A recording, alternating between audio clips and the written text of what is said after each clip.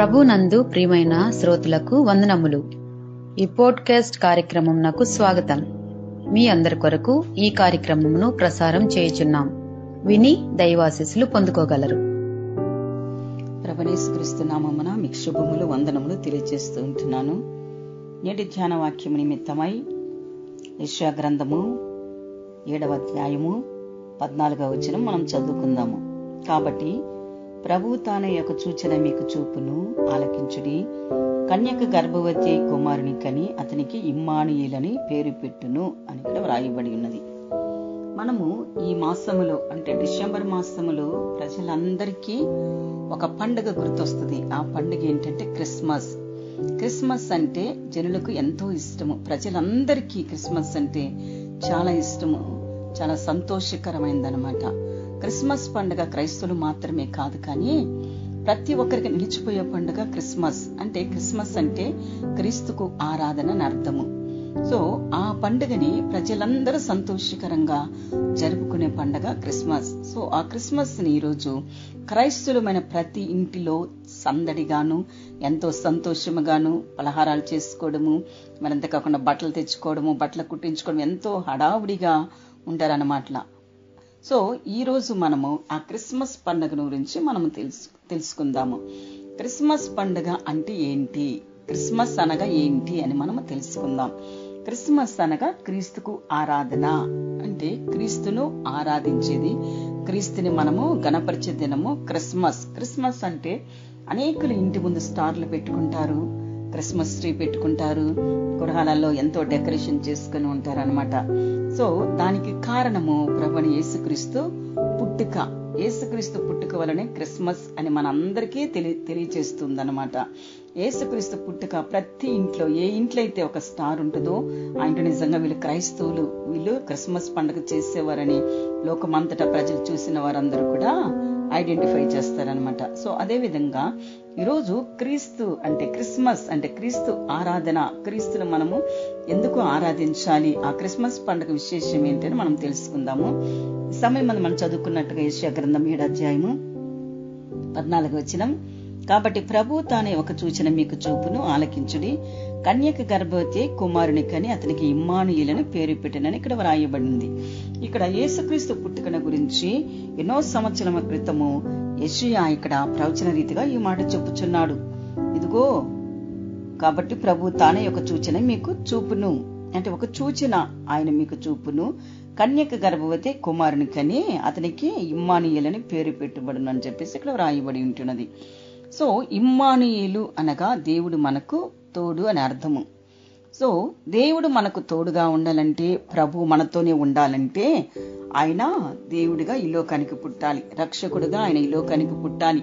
మనకు ఎల్లప్పుడూ ఆయన తోడుగా ఉండాలంటే ఆయన మనిషిగా ఈ లోకానికి వస్తేనే మనకు తోడుగా ఉండగలడు.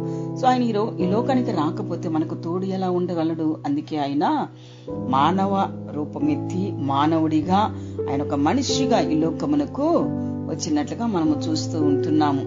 ఇదిగో నేను యుగ సమాప్తి వరకు మీతో కూడా ఉన్నానని చెప్పి మత్తయి సువార్త 28వ అధ్యాయము 20వ వచనంలో రాయబడి ఉన్నది.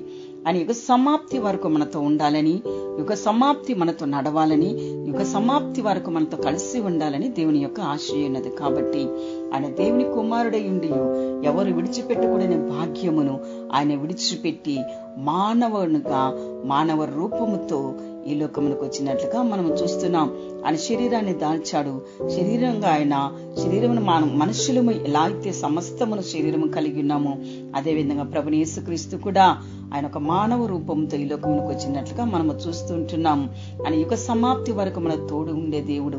ఇమ్మానుయేలు అనగా దేవుడు మీకు తోడు అని అర్థం అనమాట. మత్తయి సువార్త 1వ అధ్యాయము 22వ వచనంలో కూడా వ్రాయబడి ఉన్నది. ఇదిగో కన్యక గర్భవతి కుమారుని కనును, ఆయనకి ఇమ్మానుయేలని పేరు పెట్టుదురు అని ప్రభువు తన ప్రవక్త ద్వారా పలికిన మాట నెరవేరునట్లు ఇదంతా జరిగేను అని ఇక్కడ వ్రాయబడి ఉన్నది. యెషయా ప్రవక్త ద్వారా దేవుడు ఆ రోజు ప్రవచన రీతిగా మాట్లాడి చూపించిన ఆ ఇమ్మానుయేలు ఇక్కడ మత్తయి సువార్తలో కూడా 1వ అధ్యాయం 22వ వచనములో ఆ ఇమ్మానుయేలు ఆయన మనకు తోడుగా ఉండాలని ఆశించిన దేవుడు మరియ గర్భమున ఉద్భవించుతున్నట్లుగా మనం చూస్తుంటున్నాం. ఆయన మరియ గర్భమున ఆయన వచ్చి ఆయన గర్భములో పరిశుద్ధాత్మ వలన మరియ గర్భం ధరించినట్లుగా మనము చూస్తూ ఉంటున్నాము. ఈ విషయం అందరికీ తెలిసినదే. ఆమె లోకానుసారంగా యేసుక్రీస్తుల వారు పుట్టలేదు, కానీ ఆయన పరిశుద్ధాత్మ ద్వారా ఆయన పుట్టినట్లుగా మనము చూస్తూ ఉంటున్నాం అన్నమాట. ప్రవచన రీతిగా ఎంతో మంది భక్తులు యేసుక్రీస్తు పుట్టుకను గురించి వ్రాసి ఉంటున్నారు. ప్రవక్తల ప్రవచనాలు మరలా అవి నెరవేర్పు మనము చూసుకుంటాం అన్నమాట. లేఖనములు మత్తయి సువార్తలో కానీ లూకా సువార్తలో కానీ అనేక సువార్తలలో కూడా ఈ యొక్క విషయాలు మనం చూస్తుంటున్నాము. యేసుక్రీస్తుని గురించి ప్రవచనాలు 300 వరకు రాయబడినట్లుగా లేఖనంలో మనము చూస్తుంటున్నాము. ఆ ప్రవచనాలన్నీ క్రొత్త నిబంధన కాలంలో నెరవేర్చబడుతూ ఉంటున్నాం అన్నమాట. యేసుక్రీస్తు కన్యామరియ గర్భమున ఆయన ఉద్భవించినట్లుగాను, ఆయన యేసుక్రీస్తుగాను, ఆయన ప్రభువుగాను, ఆయన ఇమ్మానుయేలుగాను ఉంటున్నట్లుగా మనం లేఖనాలు మనం చదువుకుంటున్నాము.